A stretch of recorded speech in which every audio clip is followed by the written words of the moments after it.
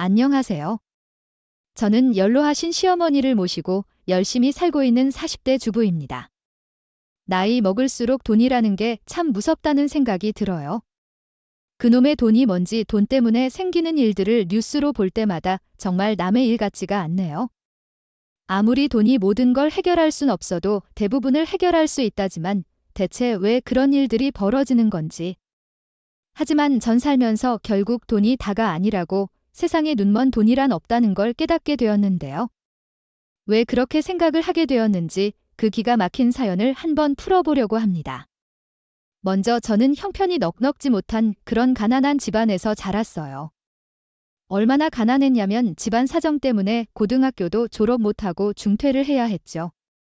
물론 처음부터 그 정도로 사정이 안 좋았던 건 아니었어요. 비록 어머니께서 전라타 돌아가시긴 했어도 아버지께서 작은 식당을 운영하며 저를 열심히 키우셨거든요.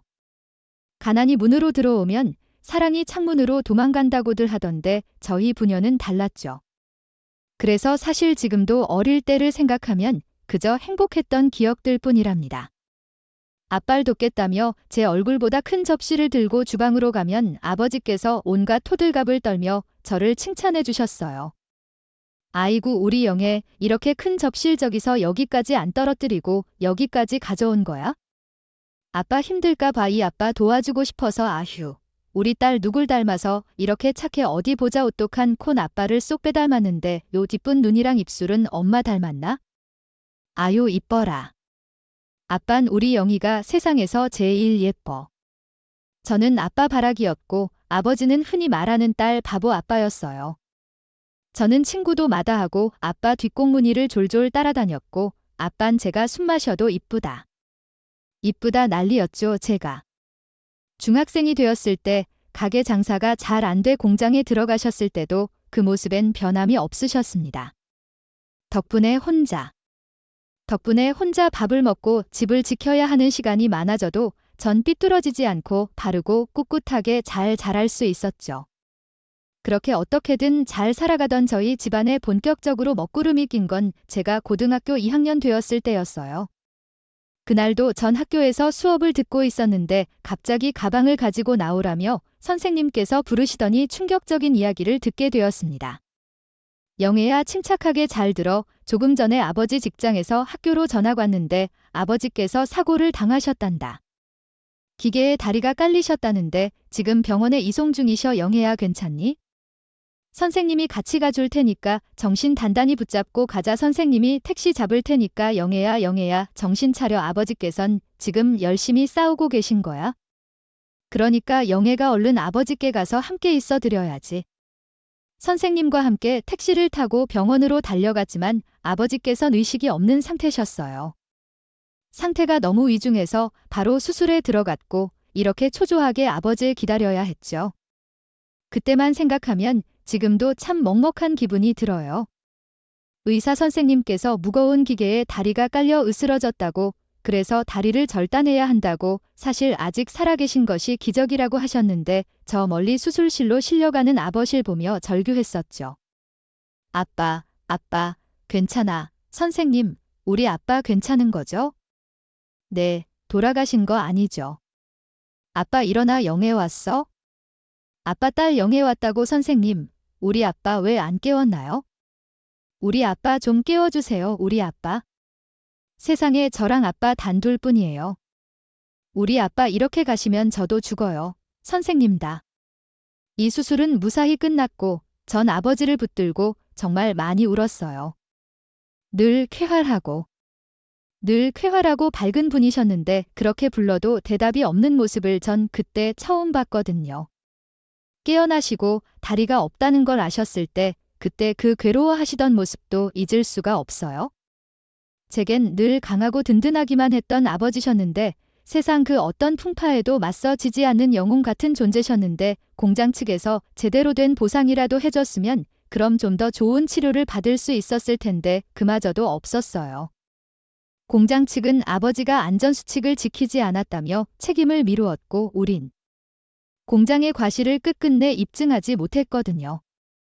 저에게도 아버지에게도 너무나 힘들고 괴로운 시간이었습니다. 그래도 어떻게든 살아가야겠기에 제가 중대한 결심을 내리게 된 그런 시기이기도 했고요.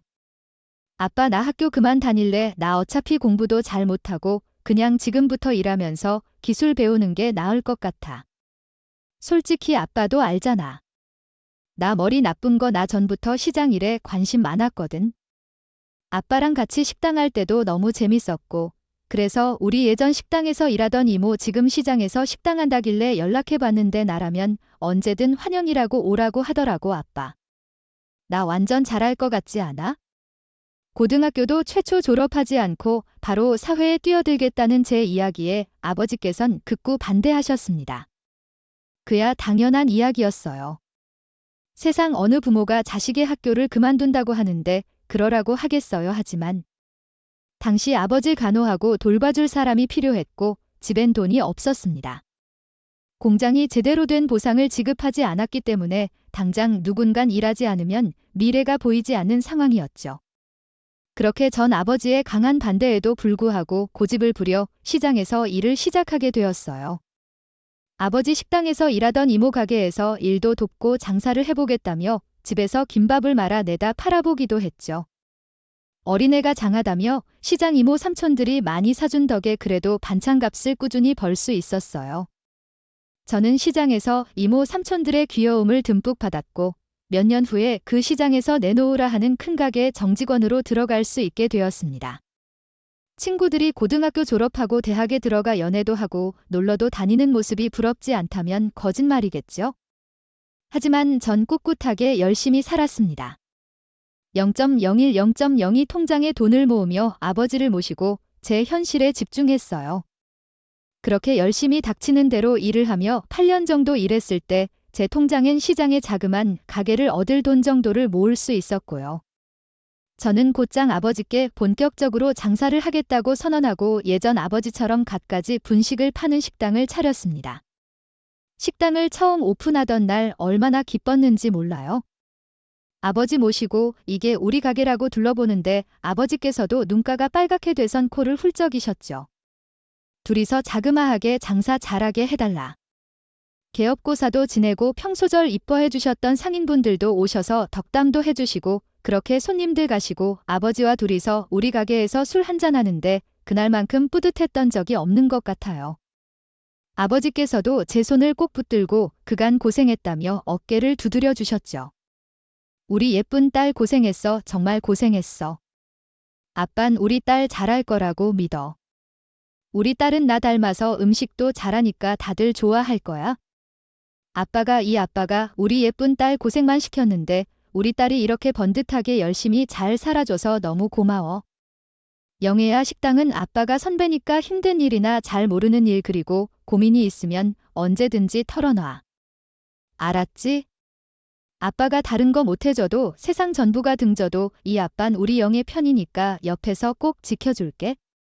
아버지와 둘이서 그간 서로 고생했다고 부둥켜 안고 울고 그리고 또 웃고 그렇게 전 다음 날부터 장사를 시작했습니다.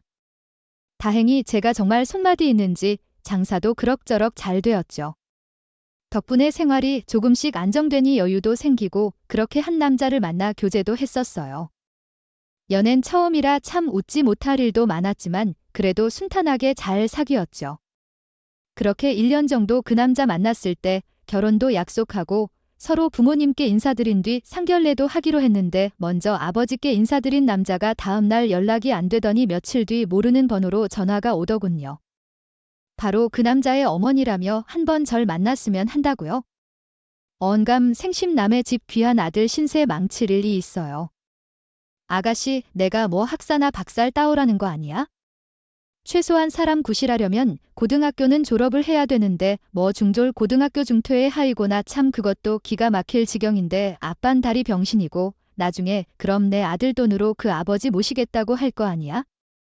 주제를 알아야지. 남자와 연락이 안 되는 동안 대체 무슨 일이냐?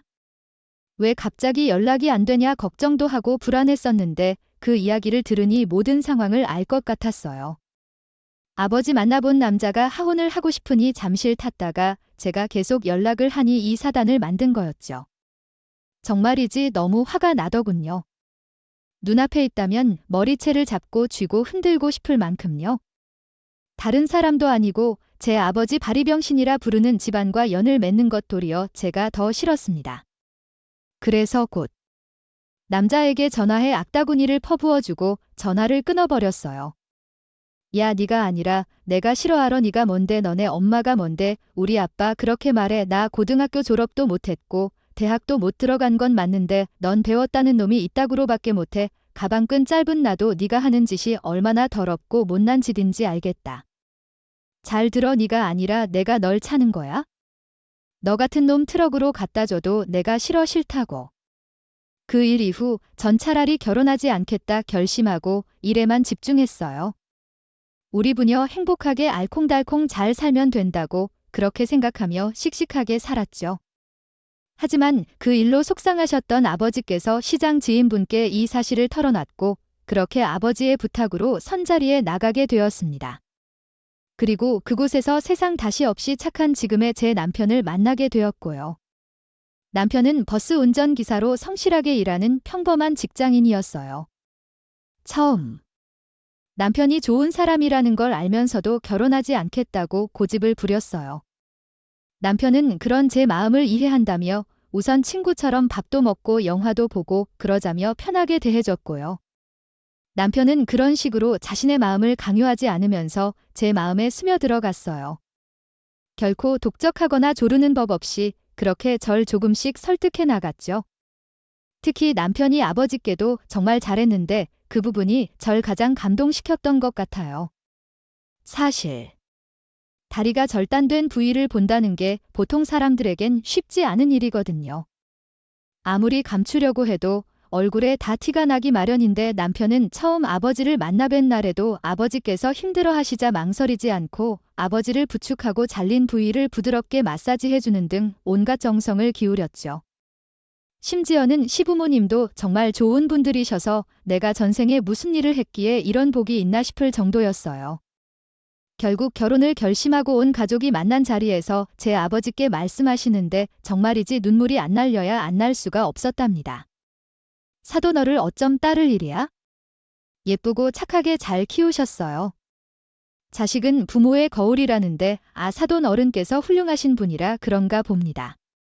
오히려 저희 아들이 부족해서 참 부끄럽습니다. 사도 어른의 하나뿐이 귀한 딸을 데려가는데 저희가 어떻게 얘 단인이 혼술해오라고 하겠어요. 준비는 저희가 다 할 테니 모쪼록 맡겨만 주세요. 저희는 그렇게 양가의 축복 속에서 결혼했어요. 결혼 후에도 남편은 아버지를 잘 챙겼고 시부모님께서도 늘 저와 제 아버지를 배려하며 사시사철 몸에 좋다는 것들을 보내주셨죠. 그런 시부모님을 모실 수 있다는 것에 저는 진심으로 기뻐하며 정말 딸 같은 며느리가 되고자 노력했습니다. 늘 먼저 연락을 드리고 안부를 여쭈고 자주 집에 가 맛있는 음식도 해드리며 극진하게 모셨죠. 연로하신 분들은 더 정기적으로 검진을 받아야 한다고 해서 아버지와 시부모님을 모시고 정기검진도 해드렸어요.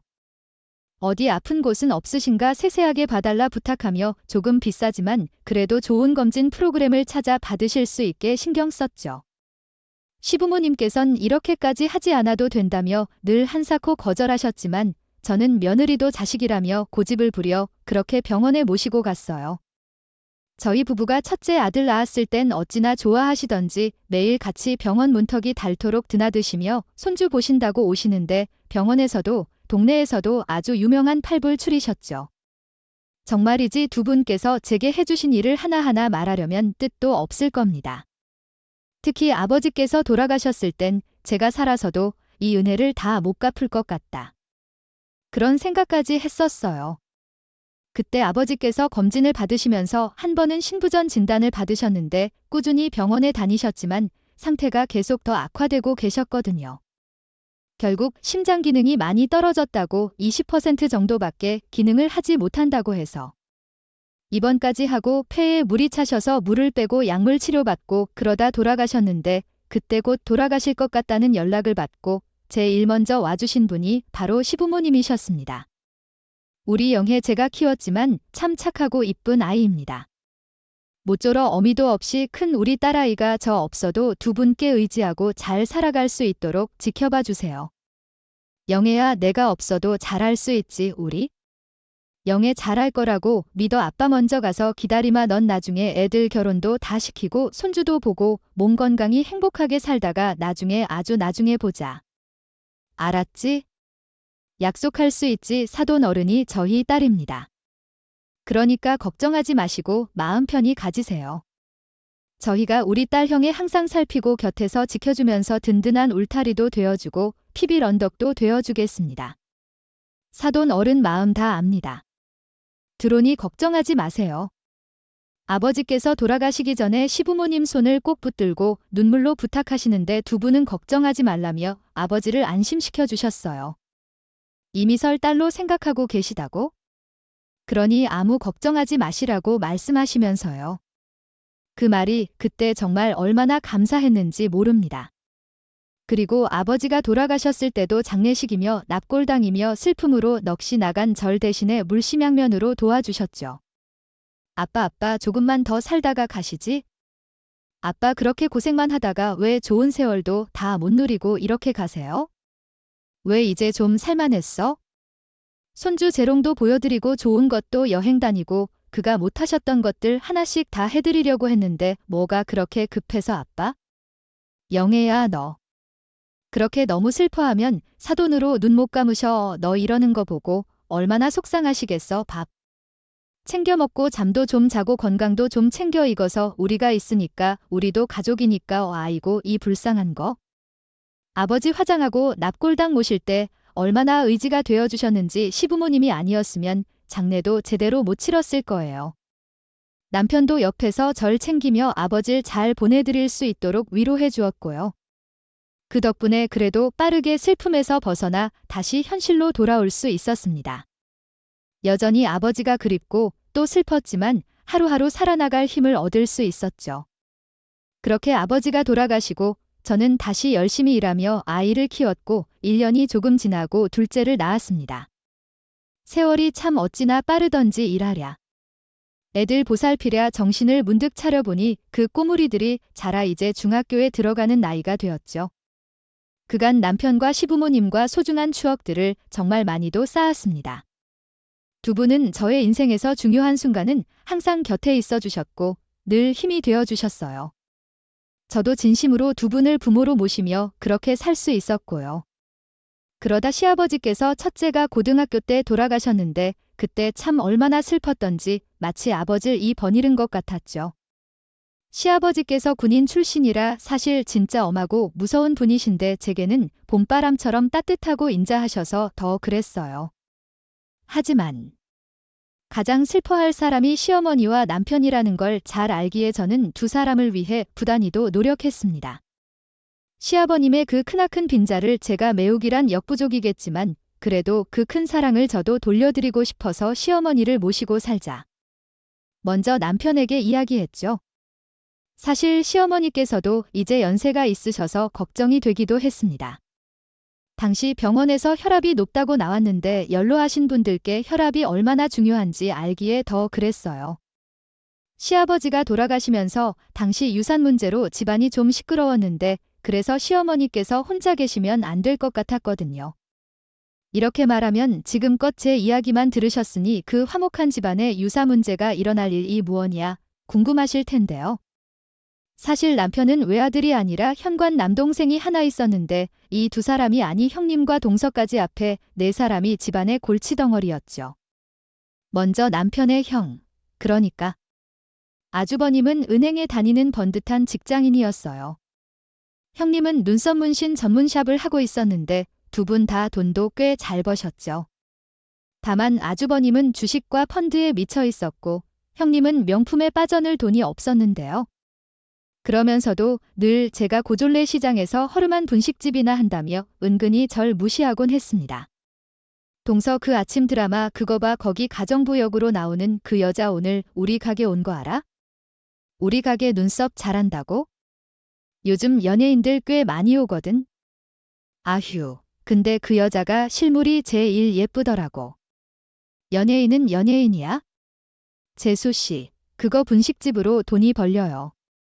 어차피 얘도 코 묻은 돈 재수씨 가방은 짧아서 돈 버는 법 잘 모르는 건 이해하는데 성재 그건 대학까지 나와서 왜 버스기사나 하고 있나? 몰라 재수씨 성재 보면 좋은 투자처 있으니까 오래간만에 술 좀 마시자고 전해줘요. 사실 자기가 번 돈 자기가 어떻게 쓰든 제가 뭐라고 하겠어요? 그냥 그러냐 하고 저는 계속 무심히 넘겼어요. 그런 거 몰라도 잘 살았고 비싸고 좋은 물건을 사는 건 영 관심이 없었거든요. 그런데 문제는 두 사람이 시아버지께서 가지고 있는 상가 건물을 물려달라 계속 졸랐다는 건데 그것 때문에 시아버지 생전의 본가에도 거의 못 오고 있었다는 거였습니다. 아니 아버지, 제가 장남이고 앞으로 아버지 제사고 뭐고 다 모실 텐데 당연히 그 상관 저한테 물려주셔야 하는 거 아니에요? 제가 그냥 받겠다는 것도 아니잖아요, 두 분. 모시겠다니까요. 지금 좋은 투자처가 있는데 그 상가 팔아서 거기 투자만 하면 2배, 3배 더 벌 수 있다고 몇 번을 말씀드려요. 왜 좋은 기회를 놓치냐고요? 아버지 이제 로망이라도 나셨어요. 이 버리자 머리 없는 놈 너천에도 그렇게 말하면서 나한테 가져간 돈은 그건 어떻게 됐어 네 놈이 그때도 확실하다고 충내 사내에서 돈 해줬더니 말짱 까먹어 놓고는 또 손을 내밀어 너 이럴 거면 당장 나가 이놈아 장남이라고 다 줄 거라고 생각하고 있었으면 꿈깨 그 건물은 네 애미랑 내 노후 자금이야. 우리 죽을 때 우리한테 제1 효도한 놈한테 물려줄 거다. 시동생은 한술 더 떴습니다. 심지어 시동생은 변변한 직장도 없는 한량 날백수인 것도 모자라 술집에서 일하던 아가씨와 결혼까지 했는데 군인이셨던 시아버지께서 뒷목을 잡고 넘어가시는 것도 아주 당연한 일이었습니다. 희노 이 수치도 모르는 너 그 결혼하면 더 이상 내 자식 아니다. 네 애미 애비 얼굴 볼 생각도 하지마. 지금 사는 방도 빼고 생활비도 내가 알아서 벌어 이놈아. 결국 마음 약하고 착한 시어머니 덕에 다시 시아버지와도 연락은 하고 지냈지만 눈칫밥이 장난이 아니었어요. 시동생 내외를 볼 때마다 시아버지께서 냉기를 풀풀 날리시는데 두 사람 다 고양이 앞에 쥐처럼 꼼짝도 못했죠. 결국 두 사람은 생활비가 부족하니 저희 집이나 시어머니께 몰래 연락해 매번 돈을 빌려 그렇게 입에 풀칠을 했습니다. 아르바이트라도 하면 좋을 텐데 매번 취업이 안 되니 사업을 해보겠다며 저희 집과 시어머니 꼬드기는데 정말 말도 안 되는 소리들 뿐이었죠. 아, 형 가족 좋다는 게 뭐야? 형은 동생이 불쌍하지도 않아 돈 없어서 맨날 이렇게 빌빌거리는데 취업하고 싶어도 나이 때문에 써주는 것도 없고 사실 내가 아주 좋은 사업 아이템이 있는데 형 혹시 돈 없어? 아 진짜 형수가 작은 형한테 말 좀 해줘요. 이번 건 진짜 잘 된다고 이게 회사가 시스템이 참 잘 돼 있어요. 물건을 많이 팔면 그만큼 나한테 떨어지는 것도 많고 파는 만큼 등급도 올라가서 달에 몇천이 우습게 버린다고요? 더 들어보지 않아도 다단계인 게 분명한데 말을 듣지 않았어요. 동서도 친구들과 매일 밤 술을 마시고 돌아다녀서 볼 때마다 추위에 있는데 생활이 될 리가 없었죠. 결국 시동생 역시 그간 빌린 돈들을 갚지 못해 빚 독촉에 시달리다 시아버지께 손을 벌렸고 시아버지와 의절 직전까지 갔습니다. 하루는 시아버지께서 정말이지 지긋지긋하다며 두 사람을 불러놓곤 그러시더라고요. 한 번만 더 돈소리하면 호적에서 파버리겠다고 말이죠. 그 나이 먹고 부모 용돈을 주지 못할 망정 뭐 사업하게 돈을 줘. 큰 놈이고 작은 놈이고 똑같다. 너희 나한테 돈 맡겨놔서 이놈들아 내 마지막으로 경고하는데 한 번만 더 나한테 돈 달라 소리하면 그 길로 호적에서 파버릴 테니 그리 알 거라 전에 말했던 것처럼 내 상가 건물은 나랑 니드레미한테 잘 아는 놈한테 죽기 전에 물려줄 거다. 내가 먼저 죽을 것 같으면 네 애미한테 물려줄 거고. 그러니까 돈소리 할 거면 부모 자식 간의 연을 끊을 생각하고 혼가에도 오지 마. 시아버지께선 그 상가 건물에 애착이 대단하셨어요. 그도 그럴 것이 군인으로 오래 일하시며 먼 삼짓돈으로 사업을 하셨고 그걸 피땀 흘려 키워서 판 돈으로 사신 거였거든요. 그때 하신 사업이 회비 생산 사업 쪽이었는데 이 사업도 성수기 비수기가 있어서 많이 힘드셨다고 해요. 처음엔 혼자 트럭 하나로 시작하셨는데 그걸 그렇게 키워 그 큰 4층짜리 상가 건물을 사셨으니 정말 대단한 분이셨죠. 아무튼 그 호랑이 같던 시아버지께서 돌아가신 상황에 이제 아주버님과 시동생이 어떻게 나올지 불을 보듯 뻔했습니다. 아니나 다를까 장례가 끝나자마자 득달같이 아주버님과 시동생이 달려오고 그때부터 집안이 시끄러워졌고요. 당시 시어머니께선 저희와 살림을 합칠 겸 시아버지 유품도 정리할 겸 저희와 집을 치우고 계셨는데 난리도 그런 난리가 없었어요. 한창 시아버지 이야기하며 오시며 책 따위를 조심스럽게 넣고 있는데 저 네 사람이 들이닥쳤죠. 어머니, 아버지 돌아가셨으니까 이제 유산도 정리해야죠. 뭐 도와드릴 건 없어요? 아버지도 참 의문스러우셔서 혹시 몰래 숨겨둔 땅이나 통장 같은 거 있을지 모르니까 잘 찾아야 돼요. 아, 형 아버지 서재 한번 가보자. 아버지 맨날 중요한 건 다 서재에 넣어 두시잖아. 그렇게 소란을 피우며 온 집안을 발칵 뒤집는 네 사람 때문에 시어머니께서 난절부절 못하셨어요.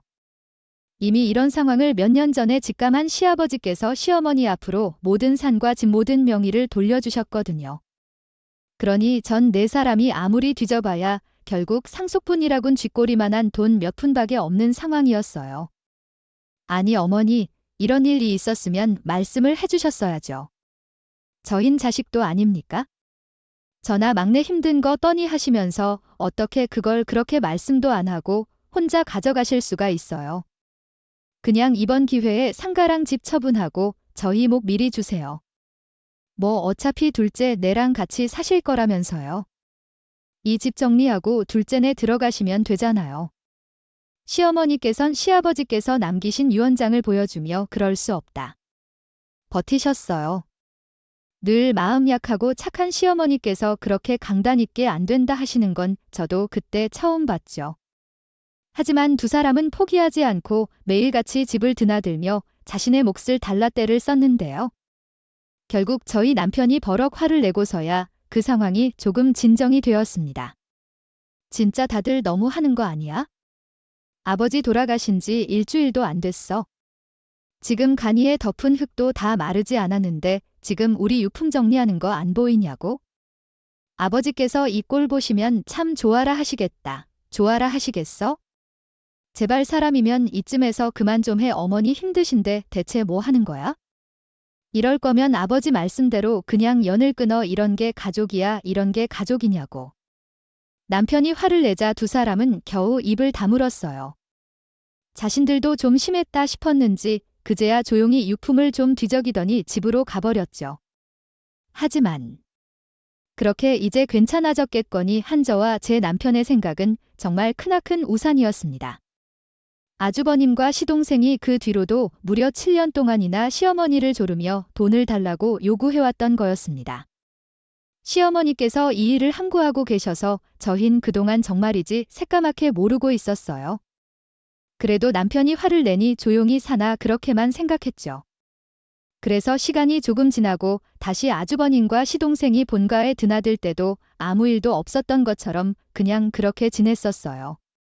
근데 하루는 제가 우연히 시어머니께서 통화하는 걸 듣고 겨우 상황을 알게 된 거였고요. 아 글쎄 상가 그거 판다고 내놨다니까 팔리면 어련히 알아서 줄까? 제발 그만 좀 해. 어니 애미 재정 같지가 않어. 아 산다고 나서는 사람이 없는데 어떡하니? 그럼 집을 팔라고. 집은 안 돼. 이놈들아 둘째가 나 모시고 살면서 얼마나 고생을 했는데 너희가 사람이면 집엔 손대지 말어. 그런 소리 할 거면 그 너희 놈아. 정말이지 기가 막혔어요. 전화 내용만 들어도 그놈의 돈 때문에 어머니를 얼마나 닥달했는지 알 수가 있었죠. 심지어 시어머니께선 이제 70을 넘기시면서 건강이 좋지 않으셨고 혈압약까지 드시고 계셨는데 정말 사람도 아니다 싶더군요. 저는 참지 못하고 이 사실을 남편에게 그대로 전했고 남편은 예상대로 불같이 화를 냈습니다. 더는 그런 짓 못하게 하겠다며 두 사람에게 전화를 걸어 이야기 좀 하자고 말했죠. 하지만 두 사람은 상황이 많이 절박했는지 남편의 말은 귓등으로도 듣지 않았어요. 어머니, 건강이 좋지 않으시니 이제 그만하라고 이러시다 쓰러진다며 화를 냈는데 오히려 그 상가 건물을 두고 두 사람이 크게 싸워버린 겁니다. 아니 형 왜 엄마 건물을 왜 형 명의로 자꾸 돌려달래? 엄마가 우리한테도 돈 준다고 했는데 그게 아까워서 지금 이러는 거 내가 모를 줄 알아? 내 눈에 흙이 들어가도 나 절대 그 꼴 못 봐의 형은 양심도 없어. 형은 멀쩡한 직장도 다니고 형수도 번듯한 가게 하고 있으면서 그렇게 욕심을 내고 싶어 동생이 굶어 죽어도 상관없냐고 뭐라고 야? 누가 널 취업하지 말라고 뜯어 말렸냐? 학교 다닐 때 엄마가 그렇게 공부하러 갈 땐 거들떠도 안 보더니 너야말로 양심 없는 소리 좀 하지 마 너. 그동안 아빠 몰래 엄마한테 연락해서 생활비 타간 거 내가 모를 줄 알아. 왜 그렇게 굶어 죽겠으면 네 와이프 다시 일 나가라고 하던가 어디서 형한테 큰소리야. 큰소린 아주버님은 자신도 어머니 아프신데 이러고 싶지 않으니 자신에게 건물 명의 돌려달라 말했어요. 자신이 알아서 팔아 막내에게 주겠다고 아니면 그걸 투자해서 더 큰 돈으로 만들어 보겠다고 하면서요.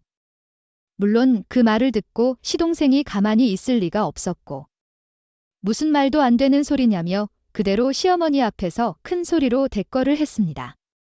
나중엔 서로 멱살까지 잡고 싸우려고 드는데 그야말로 제정신이 아니었죠. 제발 좀 그만해. 내가 다 늙고 너 이런 꼴 보려고 여직 산 줄 아니. 아이고 여보 왜 먼저 갔어 나보고 어떡하라고? 시어머니께선 그 광경을 보고 귀함하며 눈물을 흘리신 것도 당연했습니다. 어느 부모가 그런 꼴을 보고 좋아할 수 있겠어요? 결국 남편과 제가 두 사람을 어떻게든 뜯어내 겨우 집으로 돌려보내고 집으로 보냈지만 그놈의 돈이 정말 뭔지 상황은 점점 악화되어만 갔습니다. 듣고를 본 시어머니께서 시름시름 앓으시더니 기어코 어느 날 쓰러지시고 마신 거죠. 제가 곧바로 발견해 119에 전화해서 병원에 모시고 가긴 했는데 어머니께선 일주일이나 깨어나질 못하셨어요. 병원에선 뇌출혈이라고 진단을 내렸는데 의식을 잃은 기간이 길어지면 가망이 없을 수 있다. 말에 그야말로 피가 마르는 심정이었습니다. 어머님 제발 눈 좀 떠보세요. 네. 선생님, 저희 어머님 아직 괜찮으신 거 맞죠? 요즘 약도 잘 나온다는데 왜 이렇게 못 깨어나시나요? 선생님 제발 저희 어머니 좀 살려주세요. 저희 어머니 이렇게 보내면 자식으로서 제가 절 여기서 못할 것 같습니다. 어머니 일어나세요. 이렇게 가시면 안 돼요. 눈 좀 떠보세요. 네 어머니, 엄마. 남편과 전 눈물바람으로 매일 어머니 곁을 지켰어요. 눈을 뜨지 못하는 어머니 곁에서 손을 꼭 잡고 그렇게 기도하고 살피며 애타게 기다렸죠. 그놈의 돈 때문인지 아주버님과 시동생 내도 처음 하루 이틀은 병원을 꾸준히 드나들었는데 그건 아주 잠시뿐이었어요. 병실을 지키는 사람은 남편과 저 오직 둘뿐이었죠. 전 어머니가 며칠째 깨어나지 않자 결국 분식집 문을 닫고 어머니 곁을 계속 지켰고요. 그런데 하루는 집에 잠시 옷도 갈아입고 샤워도 해야 할 것 같아 나가려는데 익숙한 사람이 보이더라고요. 의사모. 무슨 심각한 이야기를 하고 있었는데 바로 아주버님과 시동생이었죠. 오랜만에 어머님 병문 안이라도 왔나 하고 다가가려던 전 정말이지 제 귀를 의심할 수밖에 없었고요. 아야 안 되겠다. 내가 딱 보니까 엄마 가능성이 없어 보여. 그냥 건물 우리가 먼저 알아서 몰래 정리하자. 왜 또 혼자 드시려고 뭘 하는 거야? 아, 지금 우리가 처분할 수 있는 게 그 4층짜리 상가 건물이랑 엄마 집 있잖아. 내가 도와주면 그거 딱 절반으로 나눠줄게. 둘째는 빼고 우리 둘이서 먹는 걸로 해서. 근데 작은 형이 그걸 가만히 보고 있을까? 그리고 엄마 일어나면 어떻게 해? 아, 그러니까 지금 미리 정리하자는 거 아니야? 어차피 둘째 일하고 재수 씨도 요즘 병원에 붙어서 한다니까 쉬울 거야. 내가 엄마 집에 가서 인감이랑 서류만 좀 챙겨와라. 두 사람의 이야기를 들으며 저는 정말 극심한 분노를 느꼈어요. 친자식이 아닌 저도 어머니가 걱정이 돼서 이렇게 발을 동동 구르는데 자식이란 인간들이 사람이면 그럴 수 없다 생각했죠. 그깟돈 남편과 제가 버는 돈으로 충분히 먹고 살만하니 욕심은 없지만 시아버지께서 피땀 흘려 번 돈을 저런 인간들 손에 그냥 넘겨줄 수 없다. 그런 생각이 들더라고요. 적어도 어머니가 돌아가시기 전까진 어머니께서 온전히 가지실 수 있도록 지켜드리고 싶었죠. 저는 곧장 집으로 달려가 시동생이 찾아오기 전에 미리 서류와 인감을 가지고 나왔어요. 그리고 남편에게 전화해 모든 사실을 이야기했고요. 남편은 제 이야기를 듣고 저처럼 아연실색해선 인간과 서류를 잘 가지고 있으라고 한 뒤 곧장 병원으로 달려왔습니다. 그리고 저희는 인감과 서류를 아주버님과 시동생이 절대로 찾지 못할 곳에 맡겨두었습니다. 그리고 며칠 뒤 정말 집에서 인감과 서류를 가져가려고 했는지 시동생과 아주버님에게서 미친 듯이 전화가 오기 시작했습니다. 내놓으라고 무슨 권리로 그걸 우리가 가지고 가느냐며 난리법석을 떨어댔죠. 저와 남편은 시치미를 떼고 무슨 이야기인지 모르겠다. 오리발을 내밀었지만 소용이 없었어요. 두 사람은 급기야 병원까지 찾아와 난리를 피우고 말았습니다. 야, 엄마가 그거 팔아서 우리 준다고 했는데 내가 무슨 권리로 그걸 가져가. 내가 그거 꿀꺽하려는 속셈인 거 누가 모를 줄 알아? 좋은 말로 할 때 당장 내놔. 평소 형수랑 작은 형이 놓친 애들한테 살랑거리며 비 맞출 때 내가 알아봤지? 형 거 봐, 내 말 맞지? 사실 욕심이 제일 많은 건 저 두 사람이라니까. 어머니 아프신데 여기서 무슨 짓이냐고 그만하라고 말렸지만 소용이 없었습니다. 내놓기 전엔 가지 않겠다며 바닥에 드러누워 소리 지르고 온갖 쌍스러운 욕설을 해대는데 정말이지 제가 다 수치스러울 지경이었죠. 의사와 간호사가 달려오고 결국 경비까지 달려와 두 사람을 끌어내고요. 사태는 겨우 진정이 되었습니다. 그 뒤로도 그것도 모자라 집에 찾아오고 남편 직장으로도 찾아왔단 이야기에 귀함을 했지만 저희 정말이지 끝까지 죽을 힘을 다해 버텨냈고요. 솔직히 사람이 어떻게 이렇게까지 추해질 수 있나 싶었어요. 인간 이하의 행동을 계속해대니 차라리 그 갖고 던져주고 어머니는 우리 힘으로 모시자 생각하기도 했었고요. 근데 아무리 생각해도 그건 너무 시아버지께 못할 짓이고 시어머니께도 죄송스러웠습니다. 그래서 그저 시어머니께서 깨어나길 간절히 기다리면서 그렇게 그 모든 상황을 견뎌냈어요. 그리고 그런 저희의 정성에 감동이라도 하신 걸까요? 시어머니께선 의식을 잃으시고 난 뒤 정확히 열흘 만에 깨어나셨습니다. 그날도 제가 시어머니 손을 잡고 제 목소리가 들리지 않을까 해서 계속 말을 꺼는데 뭔가 아주 희미하게 어머니의 목소리를 들은 거였죠. 선생님, 지금 어머니께서 뭐라고 말씀하신 것 같아요. 선생님이 달려오고 의료진들이 뒤이어 방으로 들어오고 그렇게 시어머니께선 기적적으로 눈을 뜨셨어요. 의사 선생님께서 그러시더군요. 제가 빠르게 어머니를 병원에 모시고 와서 그래서 골든타임을 지켜 뇌 손상이 적었다고. 그래서 깨어나실 수 있었던 거라고요. 어머님께선 이후 병원에서 치료를 받으시고 그렇게 건강을 회복해 가셨습니다. 정말 아주버님과 시동생은 이 소식을 듣곤 마치 아무 일도 없었던 것처럼 병원에 또 찾아왔고요. 처음 저 두 사람이 병실에 들어오는데 어찌나 기가 막히던지 제가 무슨 신기루라도 보는 줄 알았다니까요. 재수씨, 내가 그가 오해를 했던 것 같은데 우리 그동안의 일은 잊읍시다. 솔직히 재수씨가 그거 가져간 거 맞으면 재수씨도 할 말은 없잖아. 어머니도 이 사실을 알며 또 쓰러지실 거고 내 말 무슨 말인지 알죠? 심지어 아주버님은 그 와중에 저한테 입 다물라고 협박까지 하는데 한편으로 맞는 말이라 뭐라고 해주고 싶은 걸 꾹 참아야만 했습니다. 가뜩이나 뇌출혈로 쓰러지셨는데 그런 난장판이 벌어졌다는 걸 알면 어머니께서 또 쓰러지실 것 같았거든요. 물론 제 그런 걱정이 무색하게 어머니께선 병실에 같이 계신 분과 친해져 그간의 일을 전부 다 들어버리셨지만은요. 내가 자식 농사를 헛지었어. 어떻게 그런 남 부러운 줄 모르고 그런 짓을 내 시아버지 보시면 정말 팀목 잡고 쓰러지셨을 게다.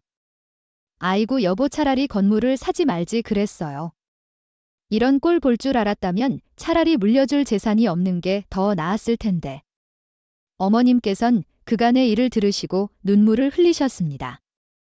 그저 자신이 자식을 잘못 키운 죄라며 오래 살아 못 볼 걸 본다며 가슴을 내리치셨죠. 그러시면서 차라리 그 건물같이 모두 저희 부부에게 주시겠다고 하시는데 저흰 도저히 받을 수가 없었습니다.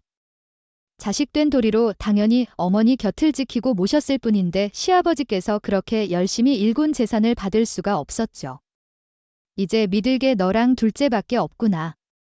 내가 이 건물이며 집을 손에 쥐고 있어 봤자 하늘과 무슨 부귀영화를 누리겠니? 그저 말년의 손주 재롱이나 보며 그렇게 살다 가는 게 복이지. 하지만 어머니께선 끝까지 고집을 부리셨고 결국 그렇게 산과 집이 모두 저희 부부의 명의로 넘어오게 되었어요. 어머님을 저희가 계속 끝까지 모시는 건 당연한 일이었고요. 어차피 건물이나 집을 받지 못해도 모실 생각이었는데 이런 건 전혀 예상치 못했던 일이라 당황스러웠지만 어머님의 뜻에 따랐어요. 물론 이 사실을 안 아주버님과 시동생이 찾아와 또 난리를 쳤지만 그 착하고 마음 약하던 시어머니께서 두 사람을 완전히 차갑게 내쳐버리셨죠.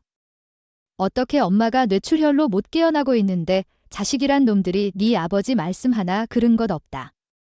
돌아가시기 전에 니놈들 이럴까 봐 그렇게 걱정을 하셨는데 이놈들은 내가 어미가 아니라 폰으로 보이는 모양이니 나도 날 어미 대접하니 효도하는 자식한테 건물이고 전부 다 줬다. 계속 여기서 백날 천날 서 있어 봐에 내가 동전 아픈 내주나? 아주버님과 시동생은 저희에게 접근해 건물을 팔아 똑같이 나누자며 협박도 하고 눈물로 호소돼 있지만 저희는 단호하게 거절했습니다.